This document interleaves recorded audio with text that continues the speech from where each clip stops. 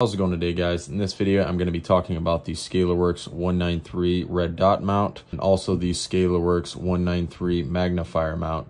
If you want to see more content like this, please like, subscribe, and share to help support the channel. And if you have any comments or want to see anything specific, feel free to comment down below. Now, I recently made a video talking about optic height, going into a bunch of different mounts, what I think they're used for. So if you want to hear some more explanation on optic heights, go ahead and check out that video. I've been running this Unity 226 for a while now. This is on a BCM 11.5 inch barrel. I really do like the setup and it is good for a lot of things, but for me, I found some downsides that it didn't work well for me for.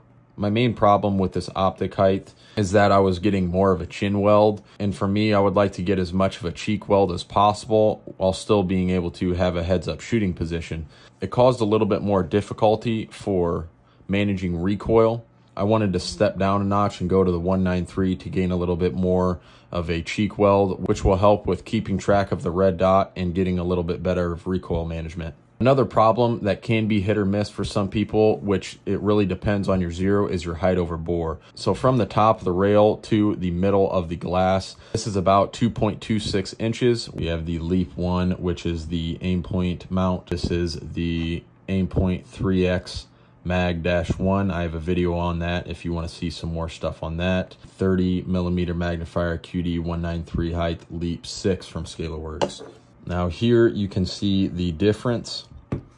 It's really just coming down 0.3 of an inch. With this 193, I'm still able to run night vision, run gas mask, plate carriers, whatever type of gear I may have, and I'm still able to keep that heads-up shooting position. There might not be much of a distinction between the two, but I think this mount is a little bit more versatile overall. This is also going to be easier to shoot in prone or kneeling or in barricades or anything like that. So if you're trying to decide between the two, I would recommend going with the Scalarworks 193. This also does come with the quick detach already on it.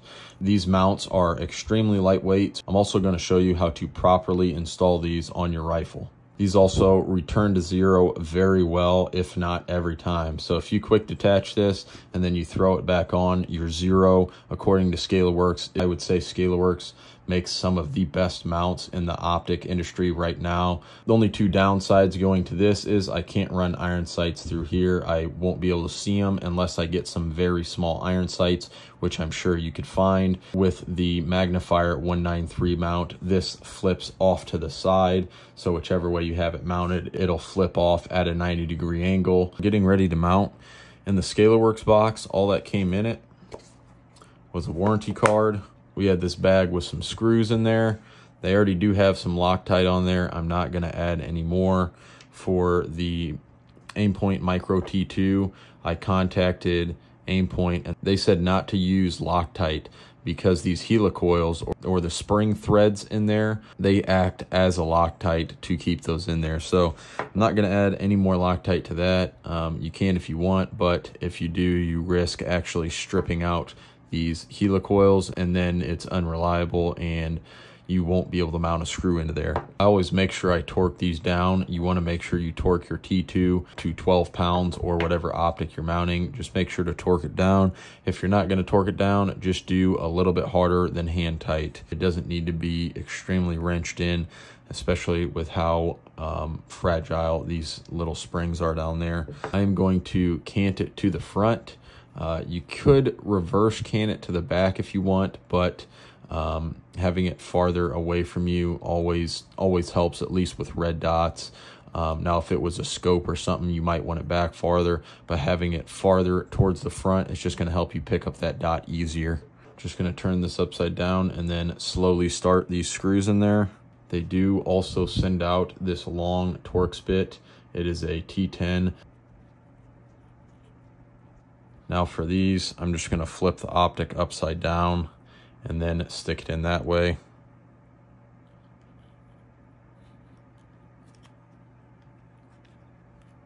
Once I get it in there, then I can actually see.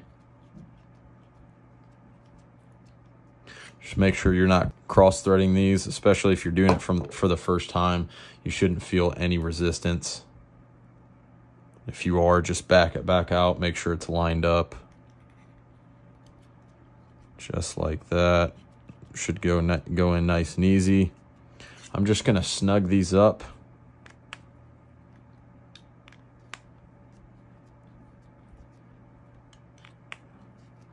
Get all of them snug. And then I go from the one across from it at a diagonal.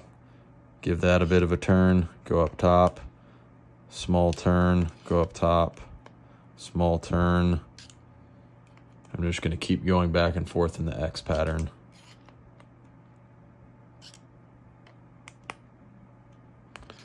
Doing the X pattern is going to give you an even tightening method for your screws.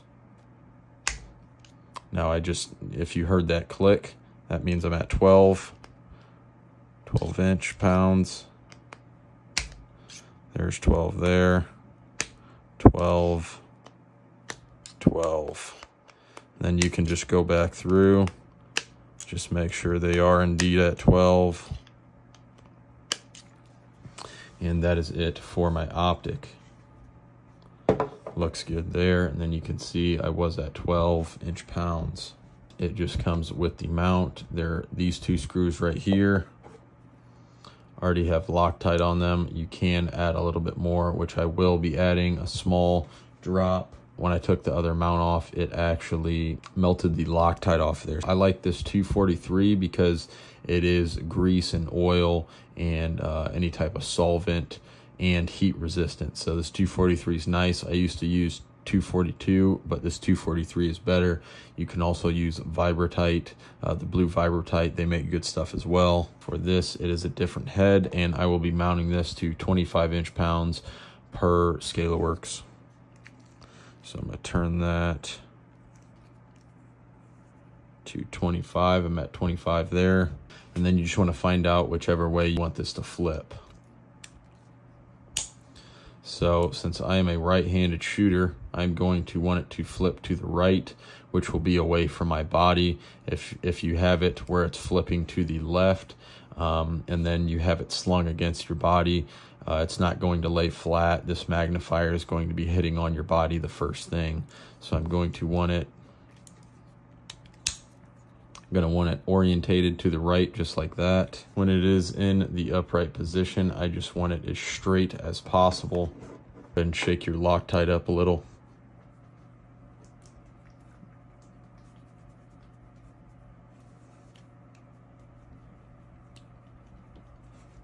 You don't have to do this since they already have red on there, so it should be good, but I'm gonna add a little bit more on this for security.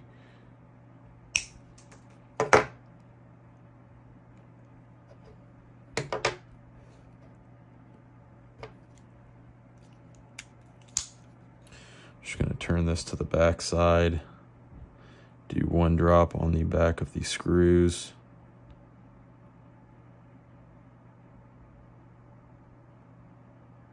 Q-tip and clean the rest up. Slowly tighten that down. Just gonna go back and forth.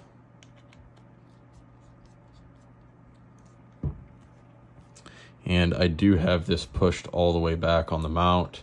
The glass is farther in there, so I prefer not to mount it right on the edge. You can if you want to gain a little bit, but this is already pretty long as is, so I'm not too worried about that. As you're tightening down, you just want to keep making sure that it is in line or flat at the top, or any way you can make sure to measure that it's straight. Now that I have that where I want it and I have the screws snug down, I'm going to do the same thing, go back and forth between the screws till I hit 25, till I get that click. Once I get that click, I'm going to check it a second time.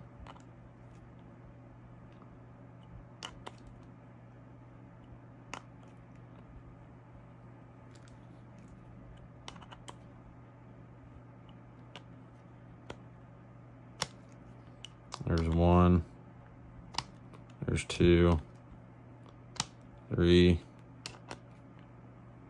4. So I have both of those mounted.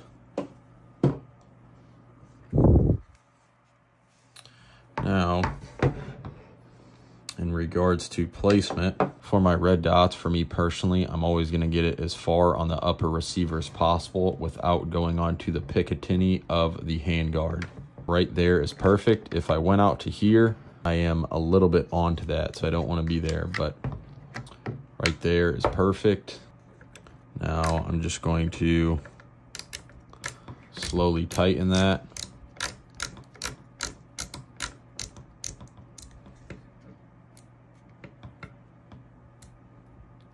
Now you just tighten it with your right hand, loosen it with your left.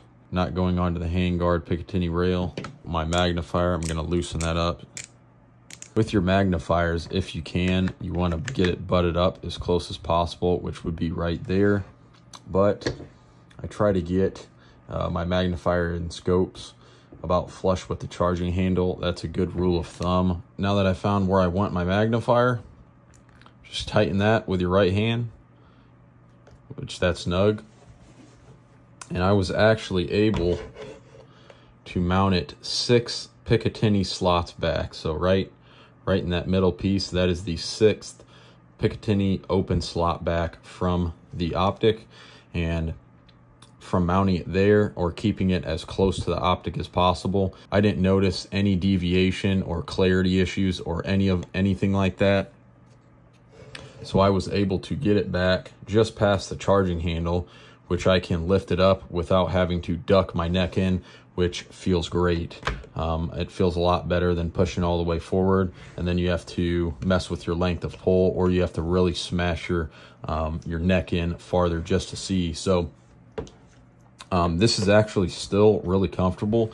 I do like how this feels and how this looks.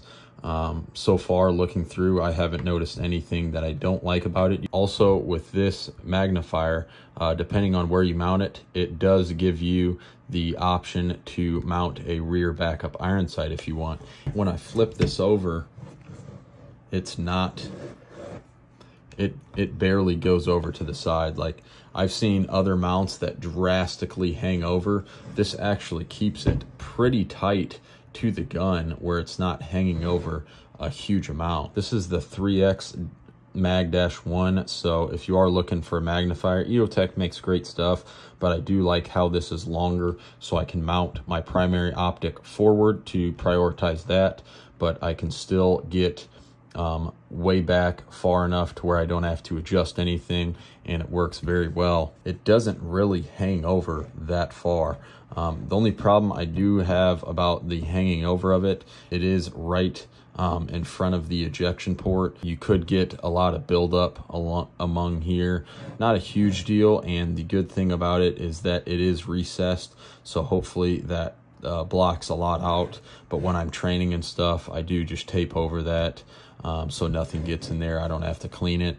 It's still pretty streamlined for being pretty in line with the gun. So I do like how that flips over. It's nice and solid, works well, and just about that much past the charging handle with the brace I was using. Feels really nice.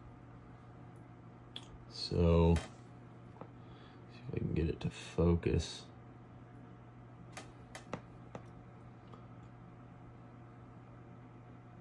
There we go. So that is what it looks like. Me personally, I don't really care a whole lot about iron sights. As long as you're running durable stuff, it's not a huge deal, but that is how it looks from behind. You have a great field of view. It's really nice. And then if you flip that over,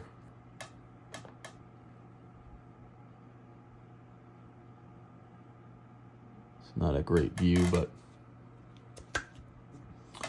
seems to work pretty well. Looks nice and clear as well. If you want to see more content like this, please like, subscribe, and share to help support the channel. And if you have any questions or want to see any specific videos, feel free to comment down below.